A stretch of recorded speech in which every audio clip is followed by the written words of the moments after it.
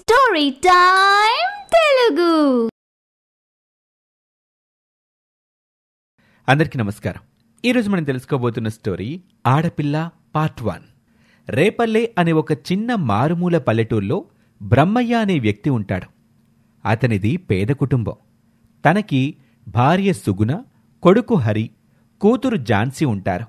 బ్రహ్మయ్య వృత్తి వ్యవసాయం. హరి పట్నంలోని ఒక ప్రైవేట్ కాలేజీలో డిగ్రీ చదువుతూ ఉంటాడు. పక్కూళ్ళో ఝాన్సీ హైస్కూల్లో 10వ తరగతి చదువుతూ ఉంటుంది.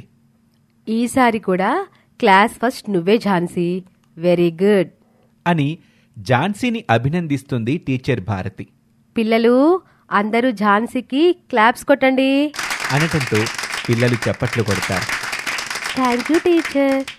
పెద్దయ్యాక నువ్వు ఏమవుదాం అనుకుంటున్నావు ఝాన్సీ?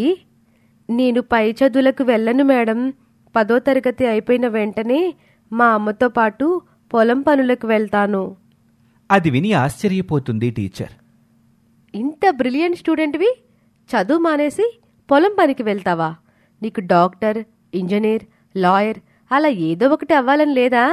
ఆ మాటకి ఝాన్సీ తెల్లమొహం వేసి అమాయకంగా టీచర్ వైపు చూసి, ఉంది కానీ ఆడపిల్లలు పై చదువులు చదవకూడదంట కదా, మగ పిల్లలే పై చదువులకు వెళ్ళాలట అని ఎవరు చెప్పారు? మా పెద్దవాళ్ళు. అలా అయితే నేను కూడా నీలాగే ఆడపిల్లని కదా, మరి నేను బాగా చదివి టీచర్ అయ్యి మీకు పాఠాలు చెప్పడం లేదా? మీరంటే పట్నంలో పెరిగిన వాళ్ళు కాబట్టి ఎంతైనా చదువుకోవచ్చు. కానీ మా పల్లెటూరు ఆడపిల్లలు 10వ తరగతి అయిపోగానే పొలం వెళ్ళాలి. సిటీకెళ్ళి పెద్ద చదువులు చదవకూడదట. మా ఊరిలో అందరమ్మాయిలు అంతే, పెళ్ళిడికి రాగానే పెళ్లి చేసి పంపిస్తారు. మీ పెద్దవాళ్ళు తెలియక మిమ్మల్ని తప్పుడు మార్గంలో నడిపిస్తున్నారు. ఆడపిల్ల చదువు తనకే కాదు, కుటుంబానికి, ఆ ఊరికి, దేశానికి కూడా ఎంతో ఉపయోగకరం. నిజమా టీచర్? అవును, నీకు తెలుసు కదా, మన రాష్ట్రపతి ద్రౌపది ముర్ము గారు కూడా పల్లెటూరు నుంచి వచ్చిన ఒక ఆడపిల్లే. ఆ మాట ఝాన్సీ మనసులో బలంగా నాటుకుపోతుంది. అలాగా? అవును. అందుకే నువ్వు పెద్ద చదువులు చదువుకోవాలి. ఈ దేశానికి నీ చదువుతో సేవ చేయాలి. అలాగే టీచర్. రేపు స్కూల్కి వచ్చేటప్పటికల్లా నువ్వు జీవితంలో ఏమవుదామనుకుంటున్నావో అలా అవ్వడానికి నిన్ను ప్రేరేపించిన విషయం ఏంటో నాకు చెప్పాలి. సరే టీచర్. బ్రహ్మయ్య, సుగుణ పొలంలో పనిచేస్తూ ఉంటారు. మన అబ్బాయి కాలేజ్ ఫీజు కట్టాలి, డబ్బు పంపించమని ఫోన్ చేశాడు కదా, సర్దుబాటు చేశావా? ఇంకా లేదే. ఆ సీనయ్యని అప్పడిగాను. 2 రోజుల్లో ఇస్తానన్నాడు. అందగానే పంపిస్తానులే. ఈ సంవత్సరంతో అమ్మాయి చదువు కూడా అయిపోతుంది కాబట్టి నాతో పాటు కూలికి తీసుకెళ్తే కాస్త డబ్బు సంపాదించుకోవచ్చు. ముందు ముందు పై చదువులకి వెళ్లే కొద్దీ అబ్బాయి చదువు ఖర్చు పెరుగుతుంది. కాబట్టి మనం ఎప్పుడూ కాస్త డబ్బు చేతబట్టుకుని సిద్ధంగా ఉండాలి. వాడు బాగా చదువుకొని ఉద్యోగం తెచ్చుకునే వరకు మనం రెక్కలు దాచుకోకుండా కష్టపడాలయ్యా. అవునే, బిడ్డల మంచి భవిష్యత్తేగా తల్లిదండ్రులకి ఆనందాన్నిచ్చేది. అలా మాట్లాడుకుంటూ ఉంటారు. ఝాన్సీ స్కూల్ నుండి ఇంటికి నడుచుకుంటూ వస్తూ, రేపు టీచర్ అడిగితే నేనేమవ్వాలని చెప్పాలి? ఏదైతే సమాజానికి మంచి చేయగలుగుతాను అని ఆలోచించుకుంటూ ఇంటికొస్తూ ఉంటుంది.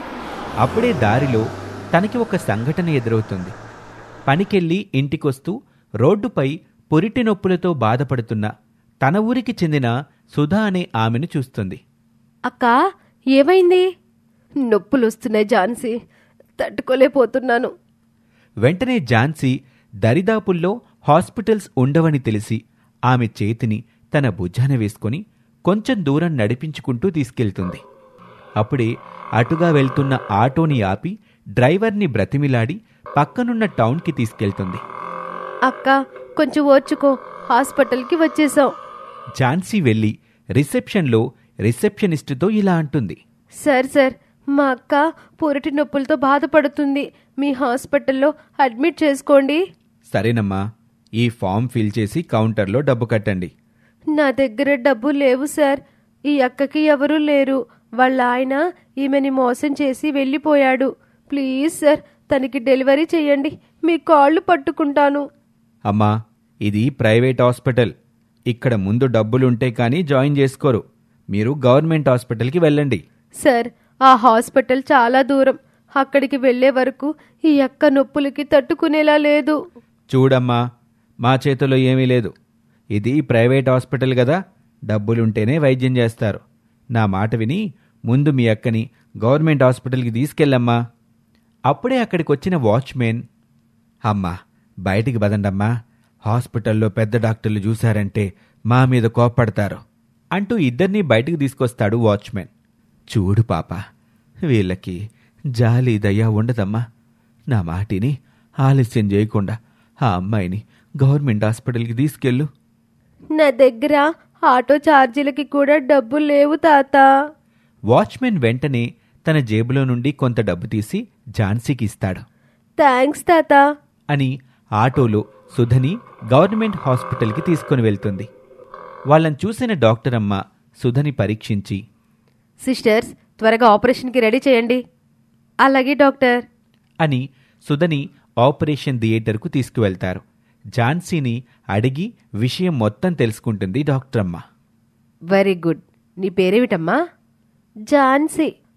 ఆ అమ్మాయిని సమయానికి తీసుకొచ్చావు.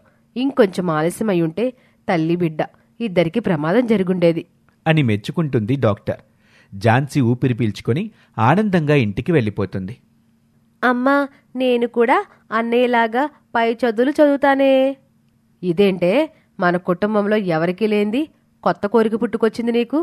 ప్లీజ్ అమ్మా. అది విన్న బ్రహ్మయ్య, చూడు ఝాన్సీ, మన కుటుంబంలో ఆడపిల్లలు 10వ తరగతి వరకు చదవడమే చాలా గొప్ప.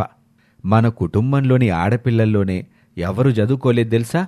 అప్పటి రోజులు వేరు, ఇప్పటి రోజులు వేరు కదా నాన్న. రోజులు మారిపోయినంత మాత్రాన మనుషులు పద్ధతులు మారతాయా ఏంటే?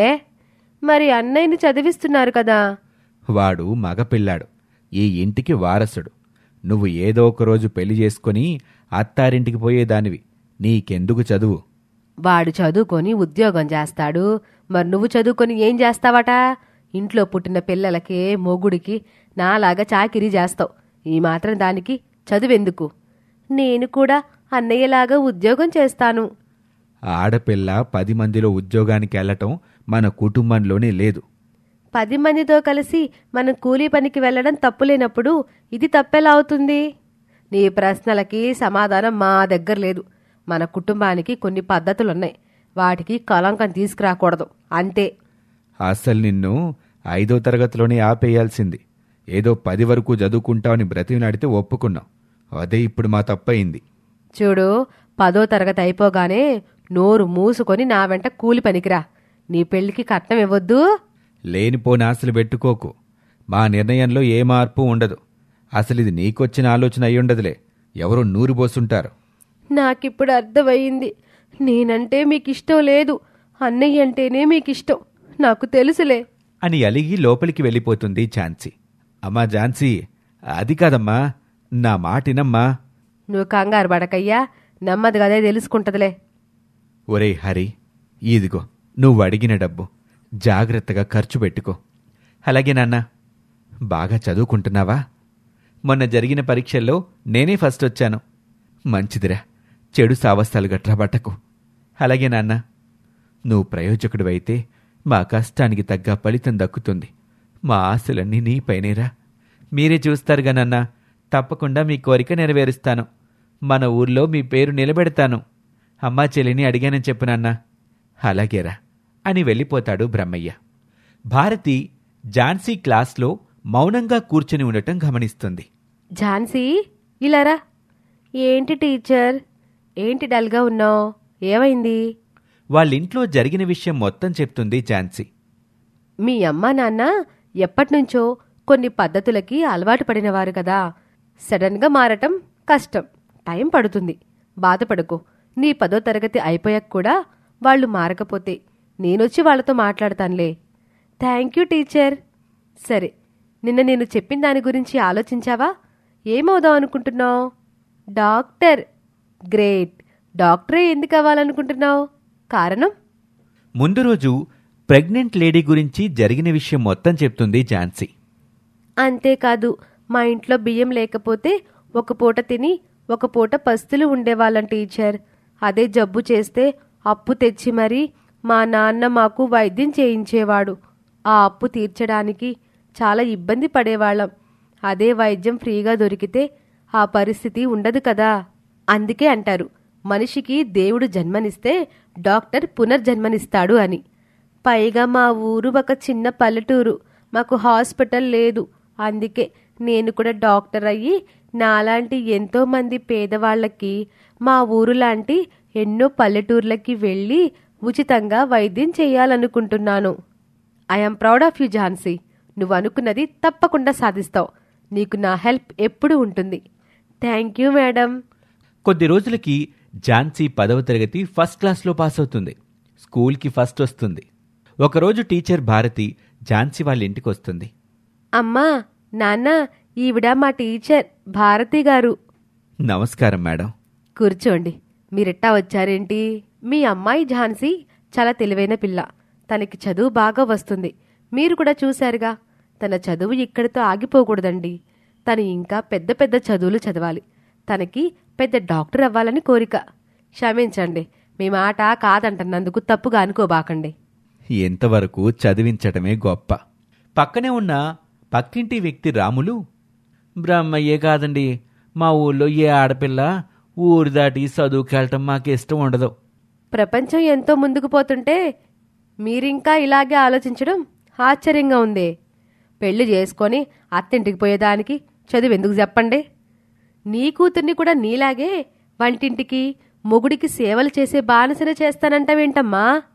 వంట చేయడం, భర్తకి సేవలు చేయడం తప్పెట్టావుద్ది కాదు. కానీ వాటితో పాటు ఆడపిల్లకి చదువు కూడా చాలా అవసరం. ఏమీ మాకు తెలియదు మేడం. మా ఆలోచన అంతే. కొత్త పద్ధతులు మాకొద్దమ్మా. అవునండి, మమ్మల్ని ఇబ్బంది పెట్టబాకండి. మా పిల్లకి లేనిపోని ఆశలు కల్పించబాకండి. దయచేసి మీరెళ్ళండి అని అనటంతో తను చేసేదేమీ లేక భారతి అక్కడి నుంచి వెళ్ళిపోతుంది. చదువు మీద ఎంతో ఇష్టం పెంచుకున్న ఝాన్సీ ఆ రాత్రే బ్యాగ్ తీసుకొని ఇంట్లో నుంచి వెళ్ళిపోతుంది. ఇక ఆ తర్వాత ఏం జరిగిందో వచ్చే భాగంలో చూద్దాం.